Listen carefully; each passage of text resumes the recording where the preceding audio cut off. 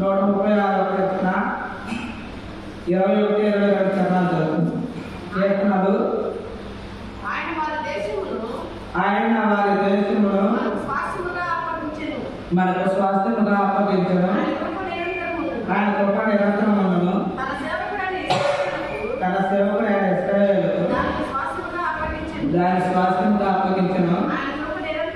ఆయన కృప నిరంతరమును. ఇక్కడ చూస్తే ఆయన స్వాస్థ్యముగా అప్పగించిన దేవుడుగా ఉన్నాడు. ఇక్కడ చూస్తే ఇశ్రాయేలు ప్రజలకి ఐగుప్తు నుంచి తీసుకొచ్చి పాలు తేనెలు ప్రవహించి దేశాన్ని వారికి స్వాస్థ్యంగా ఇచ్చిన దేవుడుగా మనకి ఇక కనబడతా ఉన్నాడు. అసలు గొప్ప దేవుడు ఆయన మనకి ఏమి ఇచ్చాడంటే పరలోక రాజ్యాన్ని స్వాస్థ్యంగా ఇచ్చిన దేవుడుగా ఉంటాడు. అది మనకు జ్ఞాపకం చేసుకుంటే ఆయన స్తుతించాలి. ఇంకా చూస్తే ఆయన మనకి ఇంకో స్వాస్థ్యంగా అయిపోతున్నాడు. 2024 మనకి స్వాస్థ్యంగా అయిపోతున్నాడు. అందుకు బట్టి మనం